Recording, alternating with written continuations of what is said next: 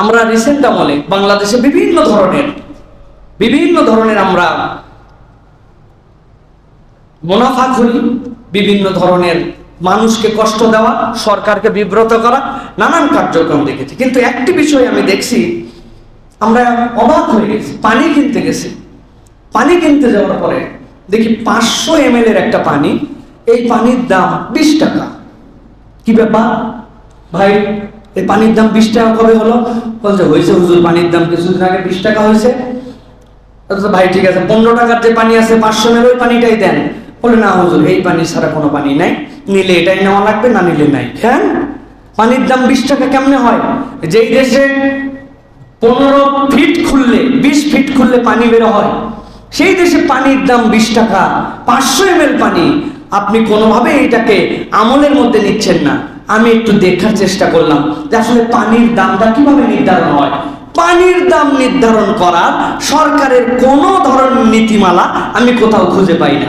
Manufacturer যারা আছে তাদের বিবরণ থেকে একটু দেখলাম যে পানি বের করতে কয় টাকা লাগে। হিসাব করে দেখা গেছে একটা পেট বোতল, যে বোতলগুলো তো সুন্দর না, দুনিয়ার সব বোতল সুন্দর, বাংলাদেশে একটা বোতল সুন্দর না। পানির বোতল 3 টাকা 67 পয়সা লাগে একটা পানির বোতল বানাতে। লেবেল এই সেই হুকুম টুকুম যা আশা করা 1 টাকা লাগে করার জন্য। আর অন্যান্য যে সকল কাজ এইগুলোর জন্য 37 পয়সা লাগে। আর পানিকে রিফাইন করে আপনার ওই পুষ্টি ঢুকায় পানির জন্য যে সকল ইনগ্রিডিয়েন্টস তারা লিখে দেয় গায়ে, তাদের দৃষ্টিভঙ্গিতে বিশুদ্ধ করতে 1 টাকা লাগে। সব মিলায়ে একটা পানি পরিশোধনে 6 টাকা 40 পয়সা খরচ হয়। 6 টাকা 40 পয়সার পানি হয়ে গেল একবারে 20 টাকা। ব্যাপারটা কি? ব্যাপার আর কিছু নয়। ব্যাপারের একটা প্রমাণ আমি পাইছি। একজন পানিওয়ালার সাথে আমার পরিচয় হয়েছে, নাম বললাম না কোম্পানির। তিনি আমার খুব মহব্বতের। উনি বলছে হুজুর আপনাদের অনেক বড় বড় প্রোগ্রাম হয়, যে কোনো প্রোগ্রামে আপনি দোকান থেকে পানি টানি রাখলে কিনবেন না, ডাইরেক্ট আমাকে বলবেন, 60 টাকা করে বোতল দিয়ে দেবো, আপনার বহুত সেভ হবে। আমাকে বলছে উনি। তার মানে এই 6-7 টাকা করে দোকানে যায়, এই পানি 20 টাকায়। এখন বলতেছে দাম অনেক বেড়ে গেছে, বিদ্যুতের দাম অনেক বেড়ে গেছে, ডিজেলের দাম অনেক বেড়ে গেছে, পরিবহনের। কিন্তু আপনি লাভ করবেন কতটুকু প্রিয় ভাইয়েরা? আবার সব পানিও পাবেন না। যেই পানি ওই দোকানদার সবচেয়ে বেশি লাভে পায়, 10 টাকা বোতলে হয়ে যায়, ওই পানি কেবল রাখবে, বাকি অন্য কোনো পানি রাখবে না।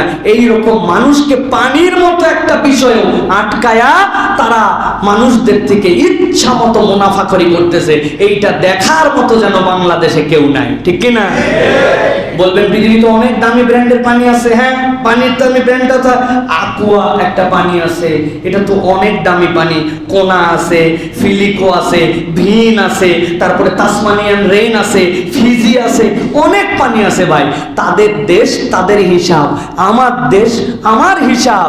আপনি আপনার দেশের মানুষের জন্য এই পানিটাতেও যদি নিশ্চয়তা না দেন, ওয়ানজালা মিনাস সামাই মান, আল্লাহ এই পানি আপনার জন্য অবতীর্ণ করেন, এটাকে আল্লাহ পবিত্রতা দিয়েছেন, সেখানেও মুনাফা করে একটা মানুষ বাধ্য হয়ে পানি খাবে, সেটাও পারে না। নিউ ইয়র্কে গেছি, যাওয়ার পরে 5 স্টার হোটেলে আমার থাকার তারা অ্যারেঞ্জ করে রাখছিল। 5 স্টার হোটেলে যাই, রুমে ঢুকছি, ঢোকার পরে বলতেছে ভাই আমি পানি খাবো। বলে পানি তো আছে বাথরুমে, খান।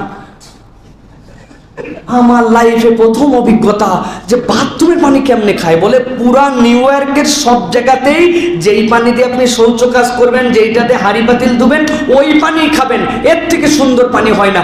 এই পানি সকলে দেওয়া হয়। 5 স্টার হোটেলে আপনি কিনে এনে অথবা 2 বোতল তারা দিবে, খেতে পারেন, কিন্তু আপনি যদি বাথরুমের পানি খান কোনো সমস্যা নাই।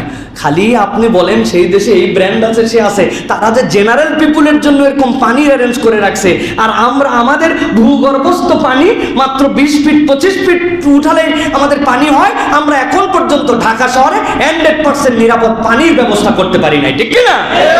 পানির ব্যবস্থা করতে পারি না, পানি বিক্রেতাদের মুনাফার ব্যবস্থা করতে পারছি। এই জন্য আমি বলবো মেহেরবানি করে এইগুলো জায়গায় আমাদের নজর দেওয়া দরকার প্রিয় ভাইরা। পানি হঠাৎ করে 20 টাকা হয়ে গেল, 500 গ্রাম পানির দাম, মাথার মধ্যে ধরার যেন কেউ নাই, দেখার জন্য কেউ নাই। আল্লাহ আমাদেরকে এই বোধটা অন্তত জাগ্রত করেন যে মানুষের পকেট কেটে ডাকাতি করে এই সকল ব্যবসা করে এটার দ্বারা দুনিয়াতে সাময়িক কল্যাণ হলেও কিয়ামতে আপনার আল্লাহর কাছে জবাব দিতে হবে, ঠিক কিনা? আজকের পৃথিবীতে জবাবদিহিতা উঠে যাওয়ার কারণে আমাদের অবস্থা। আল্লাহ আমাদেরকে জবাবদিহি মানুষ হওয়ার তৌফিক দান করুক। আল্লাহুম্মা আমিন।